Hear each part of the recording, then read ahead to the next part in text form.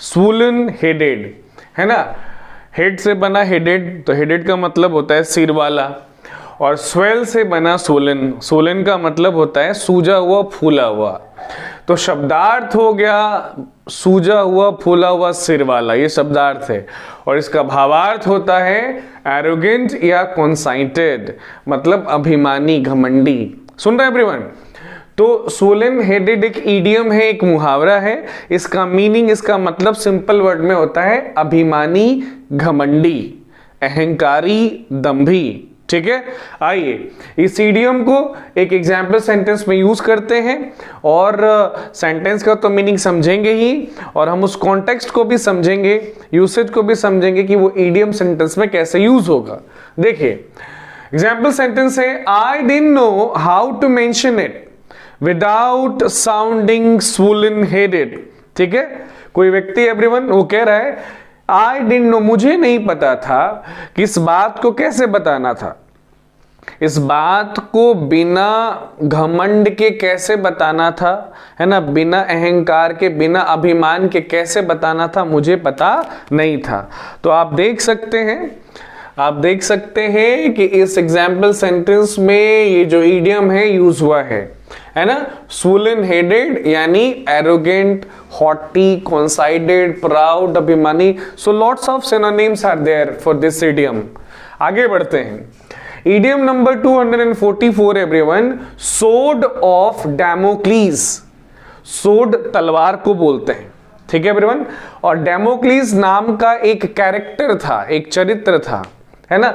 ये जो इडियम है एवरीवन, अब इसका शब्दार्थ क्या हो गया, डैमोक्लीस का तलवार, है ना, डैमोक्लीस का तलवार। ठीक है, अब इसके बनने के पीछे की कहानी पहले सुन लेते हैं, उसके बाद मीनिंग पर आते हैं। तो इसका शब्दार्थ हो गया डैमोक्लीस की तलवार। तो डैमोक्लीस एवरीवन एक कैरेक्टर था, एक चरित्र था, एक पात्र था, मतलब किसी कहानी का एक हिस्सा था, व्यक्ति था। डैमोक्लीस नाम का एक व्यक्ति था एवरीवन, और वो कोटियर था, वो दरबारी था, वो सर्वाइल कोटियर था, मतलब दरबारी भी था और नौकर भी था एक राजा का, जिनका नाम था डायनोसियस, डायनोसियस वन, है ना। डायनोसियस वन नाम का एक राजा था, उनके दरबार में एक व्यक्ति था जिसका नाम था डैमोक्लीस। अब इस डैमोक्लीस नाम के व्यक्ति की आदत क्या थी कि ये राजा की खूब चापलूसी करता था, दिन रात चापलूसी करते रहता था। तो शुरुआत में तो उनको चापलूसी पसंद आती थी, अच्छा लगता था, सबको अच्छा लगता है, लेकिन इतना ज्यादा वो चापलूसी करता था राजा के कि राजा एक दिन तंग आ गए, परेशान हो गए, ऊब गए। तब फिर उन्होंने सोचा कि इसको सबक सिखाना जरूरी है, ये बहुत ज्यादा मेरी फ्लैटरी करता है, चापलूसी करता है। ठीक है, तो उन्होंने क्या किया, डैमोक्लीस नाम के व्यक्ति को उन्होंने एक फंक्शन में बुलाया, एक बैंक्वेट में बुलाया, और डैमोक्लीस को राजा ने बिठा दिया, है ना, बिठा दिया लटकती हुई तलवार के नीचे। एक तलवार है, उसके नीचे उनको उठा दिया, और इमेजिन कीजिए एवरीवन, वो तलवार जो है वो बस एक थ्रेड से, एक धागे से लटकी हुई थी। अब सोचिए, तलवार भारी चीज होती है, उसका वजन, कोई थ्रेड, कोई धागा कितना भी मोटा होगा तो कितनी देर तक सह पाएगा। तो उसके नीचे उन्होंने डैमोक्लीस को बिठा दिया, ये एहसास दिलाने के लिए कि वो कितने डेंजरस सिचुएशन में बैठा हुआ है ना। अब तो आप समझ ही गए होंगे कि बहुत बड़ी सबक मिल गई डैमोक्लीस की। अब क्या था, अब उस कहानी से ये जो वाकया था, ये इडियम बन गया, बन बैठा और अब यूज होता है। तो सोड ऑफ डैमोक्लीस, डैमोक्लीस का तलवार, मतलब कह सकते हैं इसको हिंदी में सिर पे लटकती तलवार। तो कौन सी तलवार, वो नहीं जो कमर के पास लोग रखते हैं, कमर के पास योद्धा पहले के जमाने में रखते थे, लटकती हुई तलवार। सोड ऑफ डैमोक्लीस मतलब सिर पे लटकती हुई तलवार।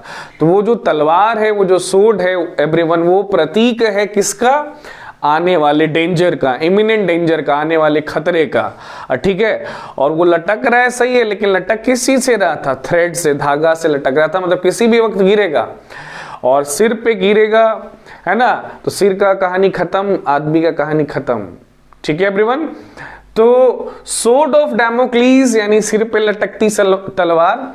आप इसको सिंपल वर्ड में इंग्लिश में ऐसे समझ सकते हैं, any situation threatening imminent harm और डिजास्टर। तो सोड ऑफ डैमोक्लीज एवरीवन आप किसी सिचुएशन को बोल सकते हैं, किसी स्थिति परिस्थिति को बोल सकते हैं। एक ऐसी स्थिति परिस्थिति जो थ्रेटन कर रही है, जो वार्निंग दे रही है, जो चेतावनी दे रही है, किसका? आने वाले खतरे का, आने वाले आपदा संकट मुसीबत का संकेत दे रही है। तो सोड ऑफ डैमोक्लीज का मीनिंग सिंपल वर्ड में होता है कोई भी सिचुएशन जो थ्रेटन कर रही है, वार्निंग दे रही है कि खतरा है ना, डिजास्टर आने वाला है, होने ही वाला है। एग्जाम्पल देखते हैं।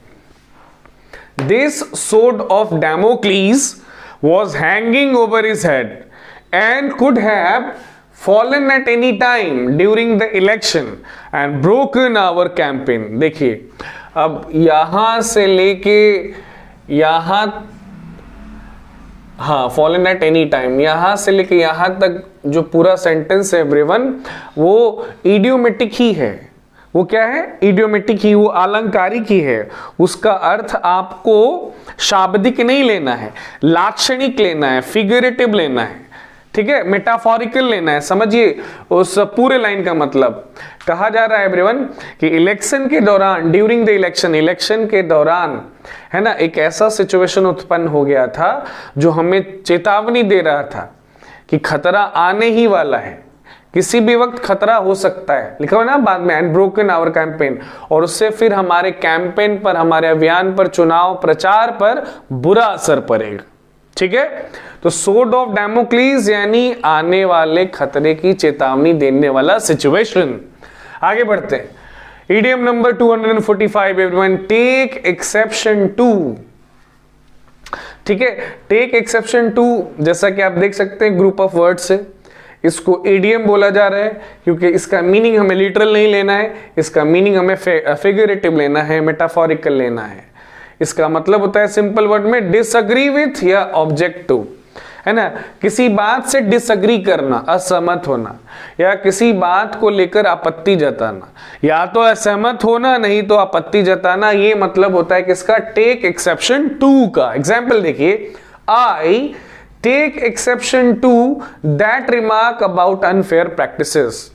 देखिए एवरीवन यहाँ पे लिखा हुआ है ना, आई टेक एक्सेप्शन टू, तो इस इडियम को आप रिप्लेस कर सकते हैं उसके सिंपल वर्ड वाले मीनिंग से। आपको मीनिंग क्लियरली और इजीली समझ में आएगा। I take exception to means I object to that remark about unfair practices. ठीक है, पूरे लाइन का मतलब क्या हुआ एवरीवन कि ये जो अनफेयर प्रैक्टिसेस हैं, ये जो नाजायज चीजें हैं, ये जो अवैध चीजें हैं, उसके ऊपर जो रिमार्क दिया गया, उसके ऊपर जो टिप्पणी की गई है, उससे मुझे आपत्ति है, उससे मैं असहमत हूं। मतलब जो रिमार्क है मेरे हिसाब से सही नहीं है, दूसरे शब्दों में। चलिए आगे बढ़ते हैं। Idiom number 246 everyone, take heart.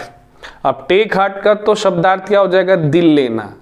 अभी दिल लेने का मतलब हिंदी में कुछ और होता है, लेकिन ये इंग्लिश है। इंग्लिश में टेक हार्ट का मतलब क्या होगा? ध्यान दीजिए, सुनिए, समझिए, सीखिए। To stay confident, positive and courageous. उसको सिंपल वर्ड में हिंदी में कहते हैं हिम्मत न हारना, हिम्मत रखना, साहस रखना, है ना, कॉन्फिडेंट रहना, पॉजिटिव रहना, करेजियस रहना।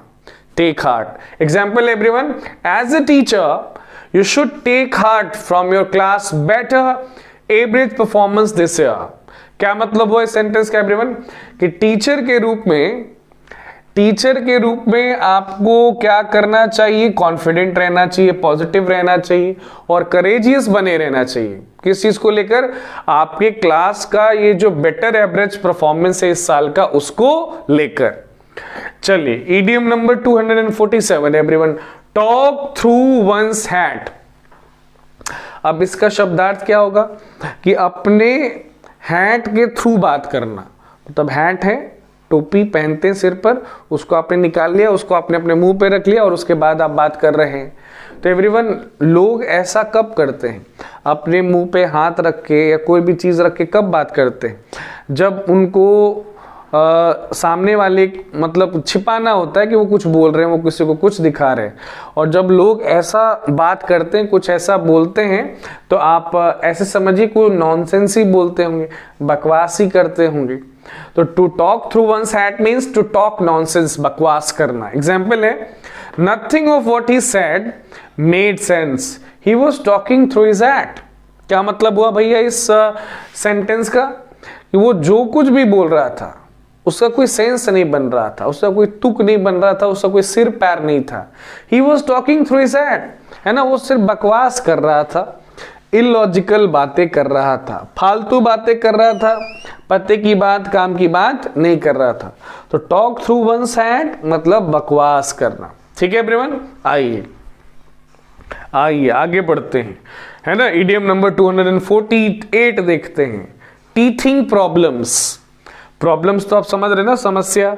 अब ये टीथिंग प्रॉब्लम्स किसको कहते हैं? देखिए, टीथ से बना है टीथिंग, टीथ मतलब होता है दांत, और टीथिंग मतलब क्या होता है? टीथिंग मतलब होता है दांत बाहर आना, दांत आना, है ना। छोटे बच्चों के साथ ऐसा होता है ना, उनके मसूड़ों से दांत निकलता है, तो उनके मसूड़ों से वो जो दांत निकलने का एक्टिविटी प्रोसेस होता है उसी को टीथिंग बोलते हैं। ठीक है, और उनको जब दांत आता है ना शुरुआत में, तो उनको कुछ कुछ परेशानियां होती है ना, जैसे किसी को लूज मोशन हो जाता है, किसी को उल्टियां होती है जब दांत निकलते हैं बच्चों के। तो शुरुआती दौर में दिक्कतें होती हैं। बस अब यही वो जो प्रोसेस है ना, वो जो एक्ट है, वो जो नेचुरल एक्ट है, वो बस एक इडियम बन गया है। तो टीथिंग प्रॉब्लम्स बोला जाता है एवरीवन स्मॉल प्रॉब्लम्स को, छोटी समस्याओं को, that happen when a business project system etcetera is first started और यूज्ड, है ना। तो टीथिंग प्रॉब्लम कब होता है? बचपन में होता है, जब आपके मसूड़ों से दांत पहली बार निकल रहे हैं। तो वैसे ही ये छोटी छोटी समस्याएं जो तब होती हैं जब आपने किसी बिजनेस को, प्रोजेक्ट को या सिस्टम को स्टार्ट किया है ना, या पहली बार यूज किया है। तो शुरुआत में होने वाले छोटी समस्याओं को आप इडियम के फॉर्म में टीथिंग प्रॉब्लम्स कह सकते हैं। हिंदी में बिल्कुल सिंपल वर्ड में शुरुआती समस्याएं। आइए अब इसका एग्जाम्पल देखेंगे हम लोग। चलिए एवरीवन, एग्जाम्पल देख लेते हैं टीथिंग प्रॉब्लम्स का। एग्जाम्पल सेंटेंस है, our supply line issues are just teething problems, once we get the process streamlined we will be fine, है ना। क्या हुआ पूरे लाइन का मतलब एवरीवन? कि हमारे जो सप्लाई लाइन का इशू है वो बस टीथिंग प्रॉब्लम्स है ना, शुरुआती समस्या है जो कि होती ही है। एक बार ये जो प्रोसेस है सप्लाई लाइन का स्ट्रीमलाइंड हो जाता है, मतलब ठीक हो जाता है, तो सब कुछ ठीक हो जाएगा, हम लोग भी ठीक हो जाएंगे। तो ठीक है एवरीवन, ध्यान दे रहे हैं, टीथिंग प्रॉब्लम्स। टीथिंग प्रॉब्लम्स मतलब स्टार्टिंग प्रॉब्लम्स, है ना, शुरुआत में होने वाली समस्याएं, शुरुआत में होने वाली कठिनाइयां, छोटी छोटी कठिनाइयां। ठीक है, आगे बढ़ते हैं। Idiom number 249, the semi side. Side तो आप समझते हैं, हिस्सा, पहलू, भाग। सीमी का मतलब क्या होता है? देखिए, सीम से बना है सीमी, है ना, सीम वाला हिस्सा। सीम क्या होता है? सीम को हिंदी में ना सीवन बोलते हैं। सीम समझते हैं जैसे कपड़ा होता है ना, तो कपड़े को क्या किया जाता है? स्टिच किया जाता है, सीला जाता है। ठीक है, कपड़े के पीसेस को, टुकड़ों को हम स्टिच करते हैं, जैसे शर्ट है, पैंट है, तो जब हम उसको स्टिच करते हैं तब वो कपड़ा बनता है, शर्ट पैंट वगैरह वगैरह बनता है। तो जहां पे दो टुकड़े स्टिच किए जाते हैं एवरीवन, ठीक है, तो वो जो जॉइंट होता है उसी को सीम कहते हैं, जहां पे धागा होता है। ठीक है एवरीवन, और वो जो धागा वाला हिस्सा जहां दिखता है, धागा वाला हिस्सा जिस साइड दिखता है उसी को सीमी साइड बोलते हैं, है ना, सीवन वाला हिस्सा। तो उस साइड से हम लोग कपड़ा कभी बाहर की तरफ नहीं रखते, उसको अंदर की तरफ रखते हैं, है ना। तो जब वो बाहर की तरफ होता है तो हम कहते हैं कि वो उल्टा है, और जब वो अंदर की तरफ होता है तो हम कहते हैं कि कपड़ा सीधा है। तो कपड़ा हम हमेशा सीधा ही पहनते हैं। ठीक है, तो अंदर वाले हिस्से को हम रॉन्ग साइड मानते हैं, बाहर वाले हिस्से को हम लोग राइट साइड मानते हैं। बस क्या है, वही जो सीमी साइड जो है वो अनप्लेजेंट साइड का प्रतीक बन गया है। अनप्लेजेंट साइड यानी अप्रिय पहलू, गंदा पहलू, बुरा पहलू। ठीक है, जिसको कोई देखना नहीं चाहता है, जिसके बारे में कोई बात करना नहीं चाहता है। Example everyone, the world of entertainment has its seamy side. Drug abuse, corruption, alcoholism, etc. क्या मतलब हुआ भैया इस वाक्य का कि ये जो मनोरंजन की दुनिया है ना, ये जो मनोरंजन वाली ग्लैमरस दुनिया है, इसका अपना एक सीमी साइड भी है, उसका अपना एक अनप्लेजेंट पहलू भी है, अप्रिय पहलू भी है, खराब पहलू भी है।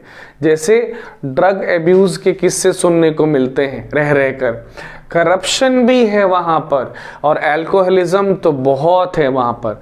तो ये सब उसका अनप्लेजेंट साइड, सीमी साइड हो गया वर्ल्ड ऑफ एंटरटेनमेंट का, मनोरंजन की दुनिया का। आगे बढ़ते हैं एवरीवन। ईडियम नंबर 250 है to be always at one's beck and call. ठीक है, to be always at one's beck and call, इसका मतलब होता है हिंदी में एवरीवन, किसी की सेवा में हमेशा सदा सदैव तैयार रहना, हाजिर रहना। समझ रहे हैं, कोई व्यक्ति है, कोई दूसरा व्यक्ति है, ठीक है, उसकी सेवा में आप हमेशा तैयार रहते हैं, उसको जब भी जरूरत पड़ती है, वो जब भी आपको बुलाते हैं, आप उनके पास झट से पहुंच जाते हैं। ये मतलब होता है किसका, to be always at one's beck and call का। देखिए सिंपल वर्ड में मीनिंग दिया भी, इंग्लिश में भी दिया है, बी रेडी। इसका सिंपल मतलब क्या होता है, तैयार रहना, है ना। तैयार रहना किस लिए, किसी टास्क को परफॉर्म करने के लिए, फॉर समबडी, किसी और के लिए, किसी टास्क को परफॉर्म करने के लिए तैयार रहना, और इमीडिएटली इट इज डिमांडेड, है ना, और तुरंत तैयार रहना, तुरंत काम करना चालू कर देना जब वो डिमांड किया गया है। तो वही लिखा गया है, सेवा में सदैव तैयार रहना, हाजिर रहना, है ना। अब उसके बनने के पीछे की लॉजिक को समझिए, स्टोरी को समझिए। देखिए कॉल का मतलब तो होता ही है बुलाना। ये जो बेक है एवरीवन, ये बेकन का शॉर्ट फॉर्म है। ये जो बेक है, ये बेकन का शॉर्ट फॉर्म है। बेकन का भी मतलब वही होता है कि इशारा करके, हाथ हिला के किसी को अपने पास बुलाना। तो उन दोनों शब्दों का एक ही मतलब है, किसी को बुलाना, किसी को बुलाना, है ना, ताकि वो आपके पास आए और आपका कोई टास्क है ना, उसको वो परफॉर्म करे। एग्जाम्पल देखते हैं।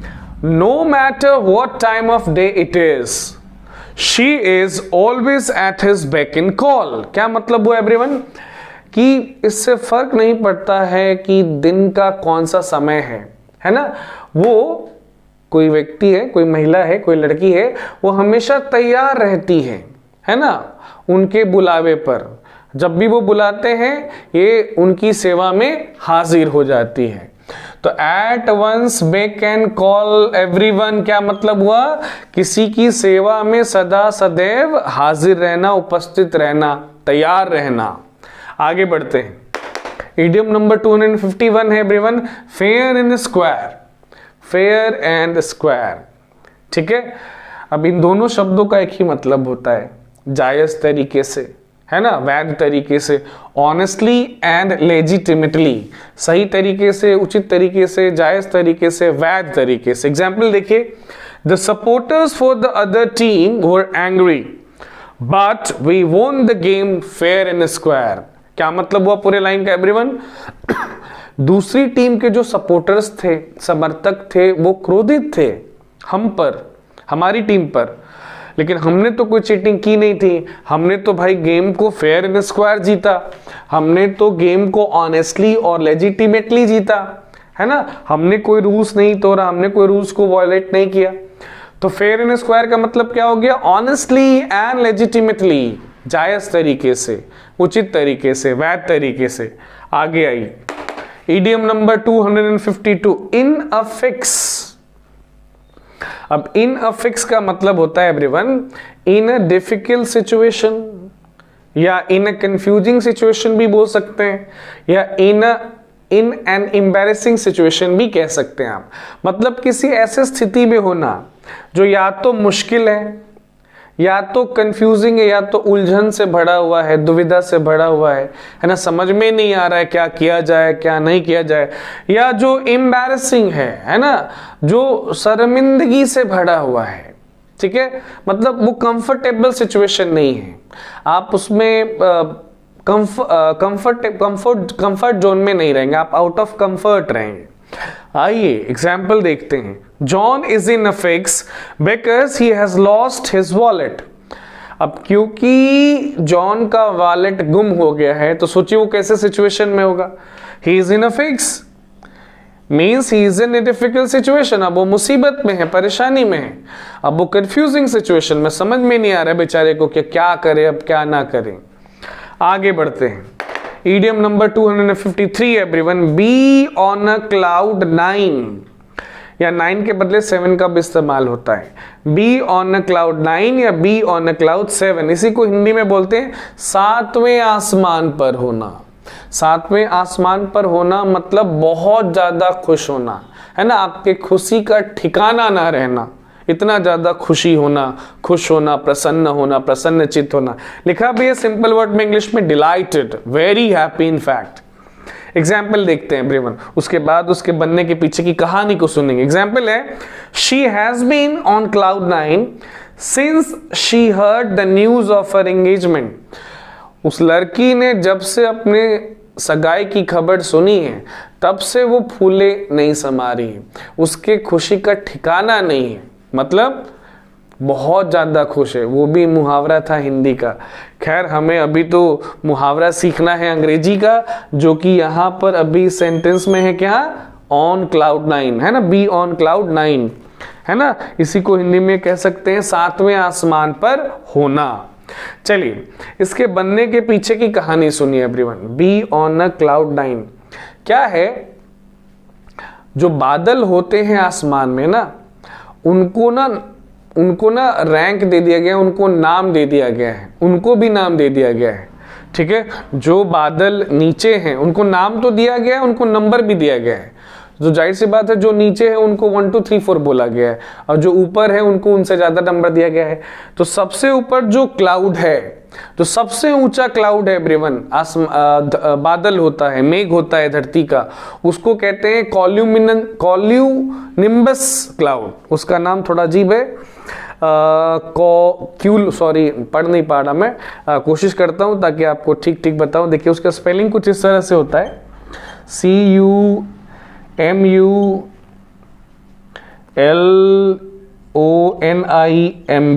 ये नाम है उस क्लाउड का, है ना। निम्बस, लोनिम्बस, म्यूलोनिम्बस, क्यूम्यूलोनिम्बस उस क्लाउड का, उस बादल का नाम है। सबसे ऊंचे बादल का नाम ये रखा गया है, ठीक है ब्रदर, नाम उसका ये है, और उसको नंबर, उसको रैंक कौन सा दिया गया है, 9, ठीक है। तो अगर कहा जा रहा है कि आप क्लाउड 9 पर हैं, तो इसका मतलब कि आप दुनिया में सबसे ऊपर हैं, आप टॉप ऑफ द वर्ल्ड पे। और टॉप ऑफ द वर्ल्ड भी एक फ्रेज होता है, ठीक है, जिसका मतलब होता है दुनिया, अब शब्दार्थ तो ही होगा, दुनिया में सबसे ऊपर होना। सबसे ऊपर होना मतलब सबसे ज्यादा लकी होना। सबसे ज्यादा लकी क्यों होना, क्योंकि जितनी खुशी आपको है दुनिया में किसी और को नहीं है। अगर कोई व्यक्ति बहुत खुश होता है तो वो ये भी कहता है कि I am on top of the world. समझ रहे बात को, ठीक है। तो 2-3 इडियम्स ऐसे हैं जिसका मीनिंग सिमिलर ही होता है। सो बी ऑन अ क्लाउड 9 या 7 का मतलब होता है टू बी डिलाइटेड, बहुत ज्यादा खुश होना, प्रसन्नचित्त होना। So idiom number 253। चलिए everyone, idiom number 254, beat dead horse या फ्लॉग डेड हॉर्स। बीट और फ्लॉग का एक ही मतलब होता है। बीट मतलब पीटना, फ्लॉग का मतलब भी पीटना ही होता है। फ्लॉग ऐसे एक नाउन भी है, फ्लॉग चाबुक को बोलते हैं। चाबुक समझते होंगे आप, चाबुक स्टिक के जैसा होता है लेकिन रबर का बना हुआ होता है, जिसका इस्तेमाल करते हैं घोड़े को पीटने के लिए, है ना। उसको हम पीटते हैं ताकि हम उसको इशारा कर सके, है ना, कि तुम और तेज चलो, तुम और तेज दौड़ो। समझ रहे बात को, okay. So beat a dead horse, flog a dead horse का मतलब हो गया घोड़े को पीटना। किसको पीटना, मरे घोड़े को पीटना, मृत घोड़े को पीटना। बताइए, वो जो हॉर्स है, घोड़ा है, अश्व है, वो मर चुका है, उसको पीटने का क्या फायदा होगा बताइए। किसी भी मृत चीज को पीटने का कोई लाभ थोड़े होता है। हाँ, अगर घोड़ा जीवित है और आप उसकी सवारी कर रहे हैं और आप उसको पीटते हैं तो अपनी गति बढ़ाता है ना। अगर आप टांगे पे हैं तो टांगे की गति बढ़ती है, कैरेज पे हैं तो कैरेज की गति बढ़ती है। लेकिन अगर वो मरा हुआ है, मृत है, तो उसको पीटने का कोई फायदा ही नहीं है। तो मरे घोड़े को पीटना मतलब अपनी एनर्जी वेस्ट करना, अपनी ऊर्जा, अपना टाइम वेस्ट करना, समय बर्बाद करना, ऊर्जा बर्बाद करना on something that has no chance of succeeding, किसी ऐसे चीज पर जिसके सफल होने का, सही होने का कोई चांस ही नहीं है। ठीक है, एग्जाम्पल देखते हैं। You are flogging a dead horse trying to persuade him to come with us, he hates going out at night. क्या मतलब हुआ भैया पूरे सेंटेंस का? कि तुम ना अपनी एनर्जी वेस्ट कर रहे हो, तुम अपनी एनर्जी वेस्ट कर रहे हो, तुम अपना टाइम वेस्ट कर रहे हो, तुम बेकार का काम कर रहे हो। कैसे? तुम कोशिश कर रहे हो उसको मनाने का कि वो हमारे साथ चले। अब तुम जानते हो कि उसको रात में बाहर निकलना पसंद नहीं है, तो उसको परसुएट करने का, मनाने का, बहलाने का कोई लाभ नहीं है। So basically what you are doing is you are flogging a dead horse. You are wasting your time and energy on him. Okay? चलिए आगे बढ़ते हैं। Idiom number 255, burn the midnight oil. इसका शब्दार्थ क्या होगा? तेल जलाना, है ना? कैसा तेल जलाना? मिडनाइट ऑयल जलाना। समझ रहे एवरीवन? तो एवरीवन बात जो इडियम है उन दिनों से आया है जब इलेक्ट्रिसिटी नहीं थी, जब बिजली नहीं थी, जब हमारे पास पावर नहीं था, और रात को अंधेरे में, है ना, उजाला करने के लिए हम लोग क्या करते थे? दिया जलाते थे, दीप जलाते थे, लालटेन जलाते थे, कैंडल जलाते थे। ठीक है? और अगर रात में, अगर आधी रात में, देर रात तक कोई दिया जला रहा है, इसका मतलब कि वो कोई काम ही कर रहा है, वो कोई कार्य कर रहा है। अदरवाइज तो वो तो दीप, दिया, लाइट बुझा के सो जाएगा, और लाइट कोई जला रहा है, इसका मतलब वो रात में काम कर रहा है। ठीक है एवरीवन? तो रात में मिडनाइट ऑयल जलाना प्रतीक होता है रात में, आधी रात में जग कर या तो पढ़ना या कोई काम करना, मेहनत करना। एग्जाम्पल देखते हैं, आइए।